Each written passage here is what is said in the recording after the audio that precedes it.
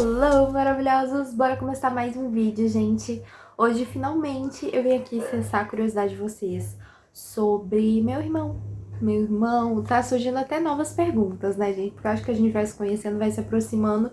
E eu acho bem natural vocês terem questionamentos sobre mim. Então, agora vocês estão perguntando também sobre meu pai. Vocês estão me cobrando muito, muito mesmo o vídeo do meu irmão e eu tô enrolando vocês. Mas é porque eu não sei muito bem como começar esse assunto, sabe? Parece que pra vocês sacarem tudo, eu teria que começar, tipo, desde o início. Sim, gente, eu tô de pijama, tá? Eu teria que começar desde o início e tal, falando de toda a minha vida. Enfim, gente, eu nunca tive aquela típica família, assim, pai, mãe e tal. Meus pais, eles eram separados. Eles separaram quando eu tinha 2 anos e meu irmão tinha 4. Tá? Então a gente era pequenininho e eles já se separaram. Então pra gente foi uma coisa muito natural. Eu acho que eu até já comentei isso com vocês outras vezes, quando eu falei sobre ser mãe solteira e tal. Enfim, meus pais eram divorciados, mas eu sempre mantive contato com meu pai. Eu sempre me dei bem com ele, né? É claro que todas as relações em todas as famílias tem coisas, enfim, altos e baixos e tudo isso, mas a gente sempre conseguiu se dar bem e manter uma boa relação. E eu ia pra casa dele um final de semana sim, outro não. Tipo, bem normal, bem natural. Ele me ensinou a andar de bicicleta e tudo mais. Só que a gente não morava com ele, né? Eu e meu irmão, a gente morava com a minha mãe. E minha mãe, quando se separou do meu pai, ela foi morar com os pais dela. Então, eu e meu irmão, a gente cresceu morando com a nossa mãe e com os nossos avós maternos. Eu e meu irmão, a gente tinha diferença de 2 anos. E logo quando eu era, sei lá, acho que eu tinha uns 10 anos, meu avô morreu. Natural, né? Teve um infarto natural. Eu nem me lembro muito bem dessa época, pra ser bem sincera. Eu me lembro muito bem de quando eu brincava com ele quando eu era criança, de todos esses momentos. Mas eu confesso que a época, né, do falecimento não é uma coisa que é muito clara na minha cabeça. Então, quando meu avô ele faleceu, eu continuei morando com a minha mãe, com a minha avó, com o meu irmão, né? E daí eu já comecei a entrar na fase da pré-adolescência, da adolescência. E foi um momento assim que tipo, eu e meu irmão a gente sempre se deu muito bem. Desde criança, a gente nunca brigou, assim, ele sempre teve muita paciência comigo. Ele tinha muita paciência com todo mundo, assim, ele era uma pessoa completamente diferente de mim. Ele era muito mais calmo que eu, muito, 1000 vezes mais calmo que eu, muito mais responsável, enfim, né, gente? Eu acho que também ele sempre desde pequeno carregou muito a responsabilidade de ser o irmão mais velho. Então, tipo assim, ele sempre foi muito responsável, cuidava muito de mim, desde a escola, desde pequenininha, sabe? Eu não sei qual é o meu problema durante o colégio, durante a infância, mas eu tinha muita dificuldade de fazer amigos. Então, não é tanta dificuldade de fazer amigos. Eu tinha alguns amigos, mas eu tinha algumas pessoas que não gostavam nem um pouquinho de mim. E daí, tipo, eu não sou muito de levar desaforo pra casa, então eu acabava entrando em alguns atritos. Isso desde pequenininha. Então ele sempre teve esse senso de irmão mais velho. Eu fui pra creche porque eu quis começar a ir pra creche, porque eu vi ele indo pra creche, eu criei com ele. Então eu sempre me espelhei muito nele, assim, desde que eu era pequenininha. No colégio também ele sempre me defendeu diversas vezes. Ou então, momentos que eu não tinha ninguém com quem brincar comigo, ele pegava, mesmo ele sendo mais velho, e tipo assim, é micão chamar a irmã 2 anos mais nova pra brincar com você e seus amigos? Mas tipo, eu brincava com ele, com os amigos dele, de pega-pega, porque eu achava muito chato ficar brincando de boneca. Eu sempre fui meio assim, sabe? Meio moleque mesmo. E eu sempre cresci assim, sendo muito amiga dele. A gente não brigava. E eu tenho lembranças muito incríveis e maravilhosas com ele, assim, em todos os momentos da minha vida. Ai, meu Deus. Será que eu vou chorar nesse vídeo? Espero que não, né, gente? Espero que não. Eu não quero fazer um vídeo triste, entendeu? É porque vocês querem saber a história, então eu quero contar. Mas eu quero tentar contar de uma forma que não pareça triste. A gente foi crescendo, eu fui dando muito trabalho. Então, assim, ele era muito paternal comigo, assim, até porque conforme eu fui ficando adolescente, é natural, acho que um pouco, eu fui me afastando um pouquinho do meu pai. Então, em muitos momentos que eu precisei de uma orientação, ele acabou sendo minha orientação. Quando eu tinha 16 anos, ele tinha 18, foi quando as nossas vidas, assim, minha e da minha família, mudou completamente, tudo virou. completamente, assim. Eu acho muito incrível a forma como, desde jovem, eu aprendi que eu não tenho o mínimo controle sobre a minha vida. Que a gente não tem mínimo controle sobre a nossa vida e que as coisas vão acontecendo e a gente vai reagindo. E foi meio que aí que eu aprendi que a vida é basicamente você reagir às coisas que acontecem, tentar planejar, mas na maioria das vezes reagir. Enfim, quando eu tinha 16 anos e ele tinha 18, há 10 anos atrás, sei lá, um dia normal de novembro, ele almoçou, ele me deu tchau, ele deu tchau pra minha mãe, ele era muito carinhoso. Então ele deu um beijinho na bochecha e tal, aqueles beijos apertados, sabe, de irmão. Enfim, e saiu. Saiu, ele fazia curso, ele tava naquela fase, né, dos 18 anos, em que ele tava vendo se ele ia servir, ou então tava tentando escolher qual vestibular ele ia cursar. Então ele saiu pra estudar. E eu, enfim, saí pra seguir minha rotina, né? Eu tava no colégio ainda nessa época. E de noite ele combinou de levar alguns amigos, trazer alguns amigos aqui pra casa, pra jogarem videogame aqui em casa. E eu saí com um amigo meu, fui num X aqui perto da minha casa. E quando eu cheguei em casa, depois de comer um X, eu vi que minha prima tava na minha casa. Ela falou pra eu entrar correndo. E eu entrei. Quando eu entrei, ela falou que tinha acontecido um acidente, que meu irmão ele tinha sido baleado e que ele tava no hospital. Eu não sei quanto tempo passou, a gente perde muita noção de tempo, assim, em momentos desesperadores. Não sei se vocês já passaram por algum momento desesperador, mas tem uma coisa que a gente não... Qualquer minuto parece 2 horas, ou então qualquer 2 horas parece um minuto, sabe? A gente perde completamente noção do tempo, mas pra mim parecia que tinha passado uma meia hora desde que eu tinha chegado. Eu fiquei furiosa porque ninguém tinha me ligado, porque eu queria ter ido pro hospital, e eu tava brava. Porque era meu irmão, deviam ter me ligado, não deviam ter me deixado comendo um X, né? Enfim. Aí eu cheguei em casa, né? Minha mãe tava no hospital, é claro.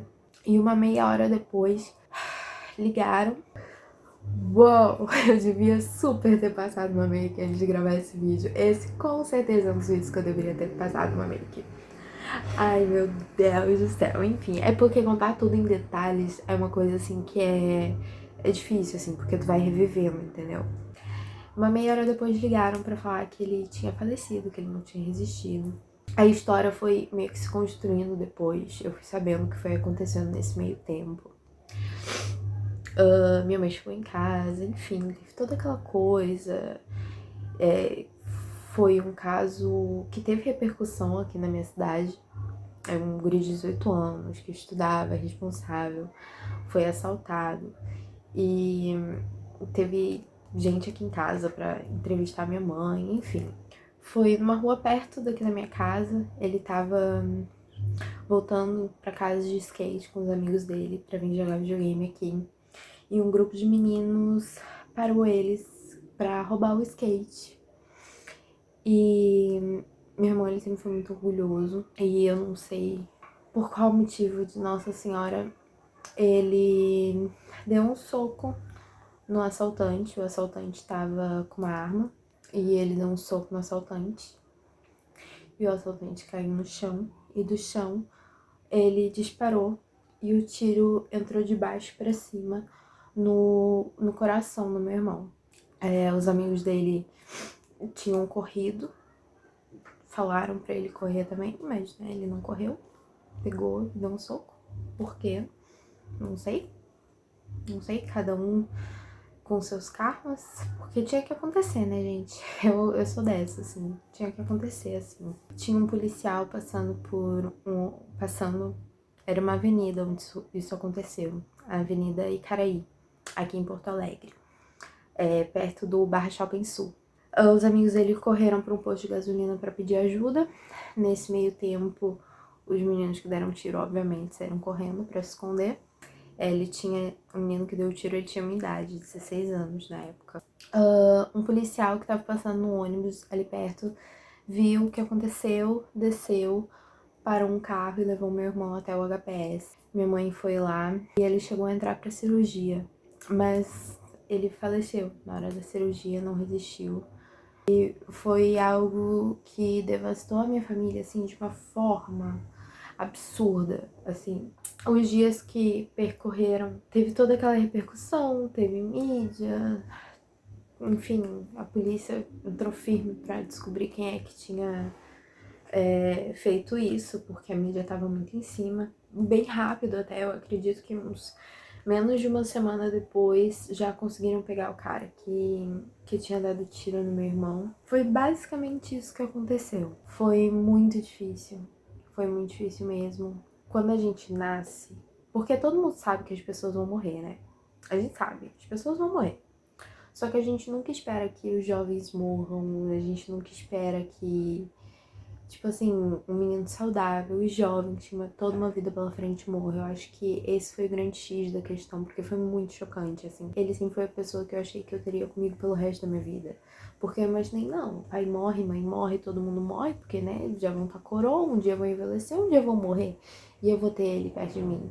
Então foi muito difícil, super doloroso, foi o pior momento, assim, da minha vida, de longe, disparado. E eu acredito que uma das coisas mais difíceis é ver o efeito disso em todo mundo da tua família, assim, principalmente na minha mãe, né? Porque hoje em dia eu sou mãe, então, assim, perder um filho deve ser, nossa, eu nem imagino, uma dor imensa, absurda. Então, eu ver todo esse sofrimento, assim, foi uma coisa que foi muito pior. O processo de luto durou muito tempo, até eu poder dizer, não, ok, aconteceu. Primeiro a gente fica bravo, daí a gente não consegue acreditar porque Deus foi tão injusto de fazer isso com ele, porque Deus foi tão injusto de fazer isso contigo, com a tua família. Só que daí com o tempo tu vai entendendo, sabe? Eu comecei a ir pra centro espírita, comecei a buscar algum conhecimento maior, sabe, sobre isso, porque eu tenho muito em mim que tudo que acontece na nossa vida é pra gente aprender. Então eu tenho muito em mim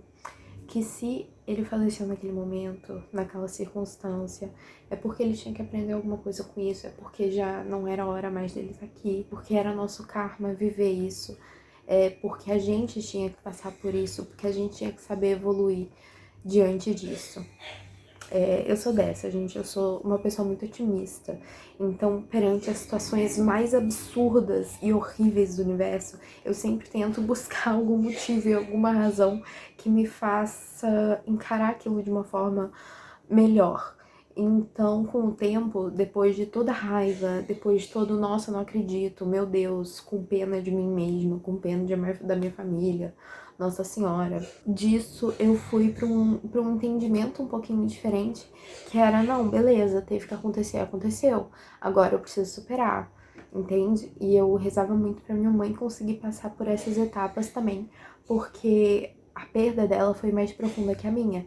Então, era muito difícil pra mim assistir o sofrimento dela. Depois que eu criei esse entendimento, eu entrei em uma fase que eu ainda sentia muita falta dele e eu ainda chorava de vez em quando, mas eu não falava sobre ele com ninguém. Quando as pessoas me perguntavam, nossa, eu tenho um irmão? Eu dizia que não.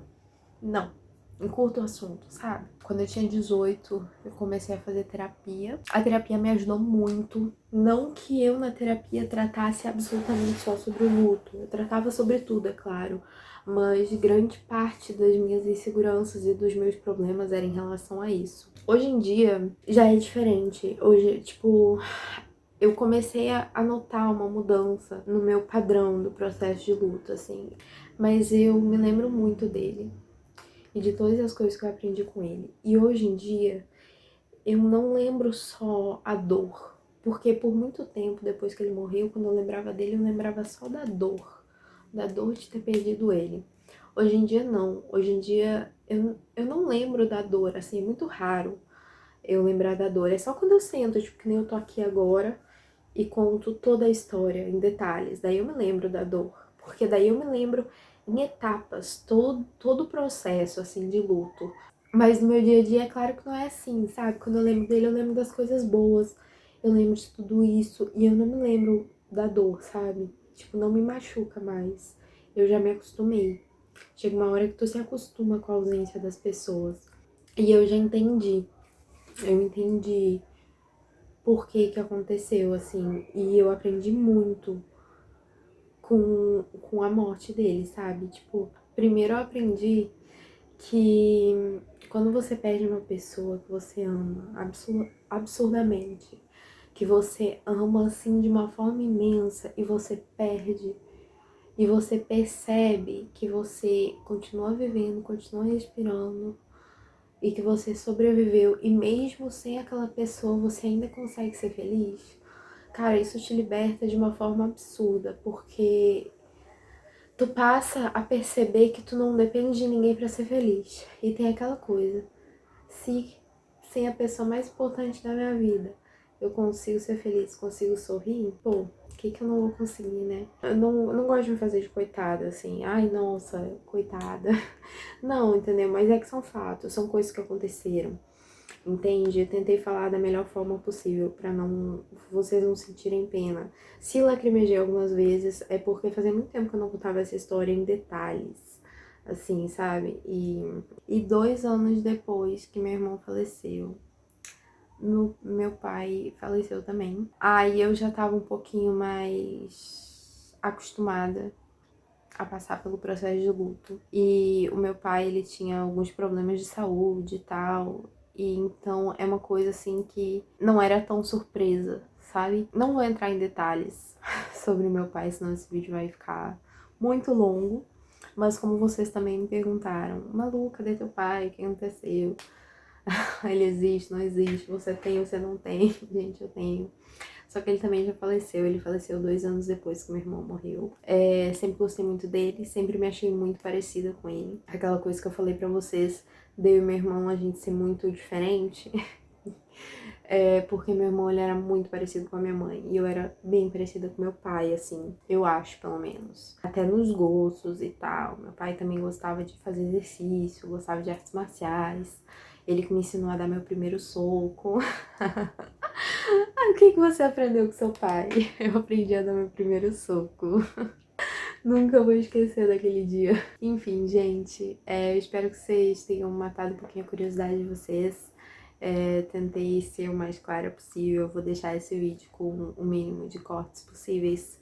Vou cortar de preferência somente os momentos em que eu começo a lacrimejar e que eu tenho que respirar fundo algumas vezes para contar a história. E o nome do meu irmão era Rafael, viu? E essa tatuagem de rosa é pra ele. Muitas pessoas tatuaram, muitos amigos dele tatuaram também uma rosa igual a essa, minha mãe também tem. E eu acredito do fundo do meu coração que ele foi porque ele tinha que ir, porque ele cumpriu a missão dele aqui, porque ele tinha que cumprir a missão dele lá. Acredito do fundo do meu coração que ele tá cuidando de mim a cada momento. E eu realmente, eu acho que eu sou uma pessoa tão confiante e me sinto tão segura o tempo todo, justamente por acreditar fielmente e ter certeza do fundo do meu coração que ele tá sempre cuidando de mim. Bom, gente, é isso. Eu tô tendo tique nervoso aqui com uma borrachinha enquanto eu conto essa história, porque é uma história que me deixa tique nervosa.